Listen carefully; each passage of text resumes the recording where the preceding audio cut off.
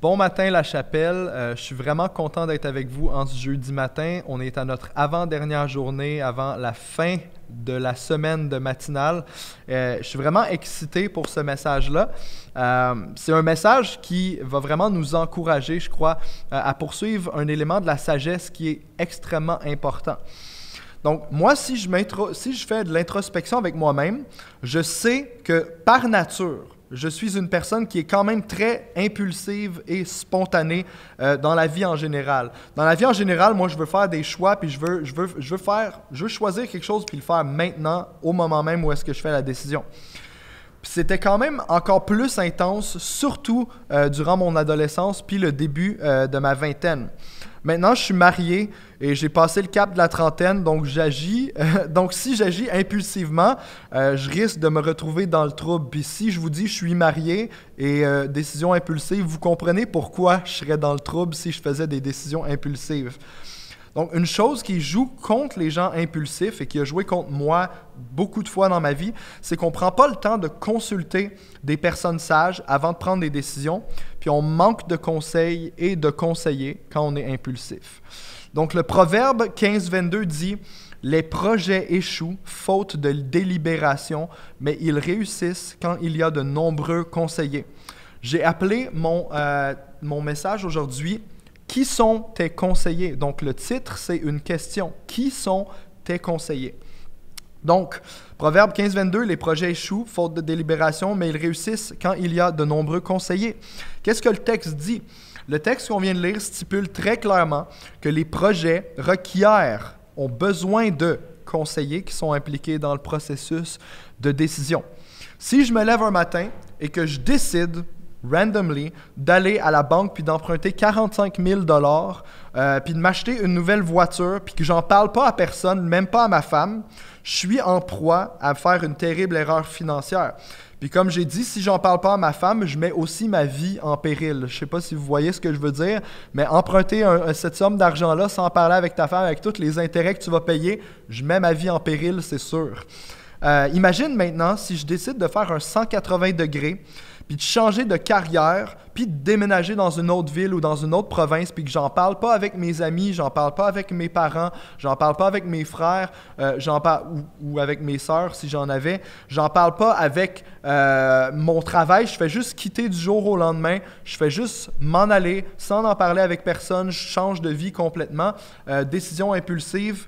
Ça, là, c'est extrêmement dangereux de faire ça dans notre vie, ça manque de sagesse. Mais la sagesse dans les grandes décisions, c'est d'avoir plusieurs conseillers qui t'aident à peser les pour et les contre afin qu'on puisse faire des choix qui sont éclairés.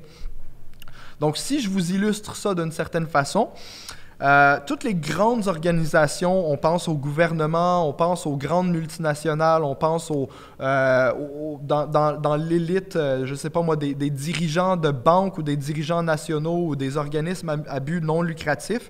Il y a toujours qu'est-ce qu'on appelle un conseil administratif. Puis le conseil d'administration, c'est le conseil qui évalue les pour et les contre de toutes les décisions majeures qui risquent d'affecter d'une façon très drastique ou moins drastique l'organisation pour laquelle il travaille. Donc un CA, un conseil administratif compétent, est ce qui peut vraiment différencier le succès ou la faillite d'une entreprise. Moi, dans le temps où est-ce que je travaillais au YMCA, à l'école de langue, on avait souvent un meeting où est-ce que, oui, il y avait toutes les personnes, tous les dirigeants des départements et les personnes du service à la clientèle, en fait, toutes les personnes du bureau se rencontraient et on discutait de certains problèmes, de certaines choses à améliorer, tout ça. Et par le conseil de plusieurs personnes, par la pensée de plusieurs personnes, les hauts dirigeants prenaient les décisions qui étaient les bonnes décisions afin d'améliorer l'expérience des clients et même d'améliorer le service à la clientèle et d'améliorer en général la réputation de l'entreprise. Donc, la question que je te pose ce matin, qui sont tes conseillers?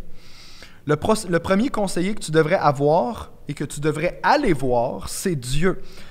et c'est sa parole. La parole de Dieu est un conseiller extraordinaire. C'est lui qui possède la sagesse parfaite et il a communiqué la sagesse parfaite dans sa parole.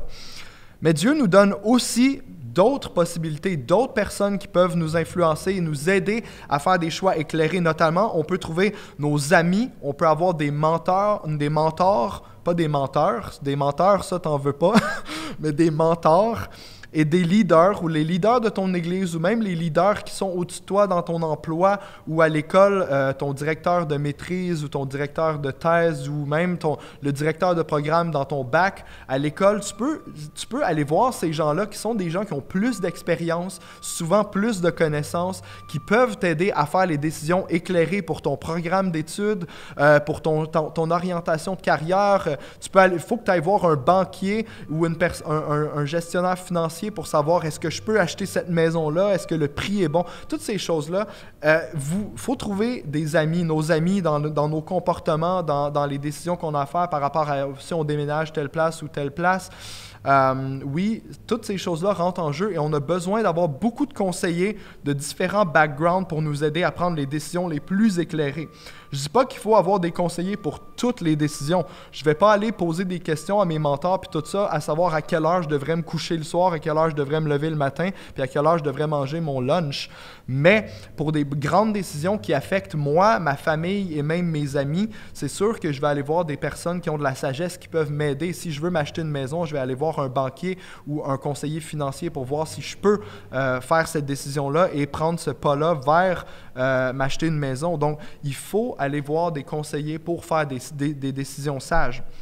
Et si tu veux que tes projets réussissent, mon ami, entoure-toi de gens sages qui vont savoir te conseiller et t'aider à rester sage dans tes décisions. Moi, en tant que personne impulsive, j'ai dû apprendre à le faire. J'ai dû apprendre à aller voir des gens qui connaissaient beaucoup plus que moi dans certaines matières afin de prendre des décisions éclairées. Et je suis encore dans ce processus-là d'apprentissage parce que je crois qu'il y a une sagesse inestimable dans le nombre de conseillers avant de prendre une décision. Donc, je vais prier pour vous ce matin.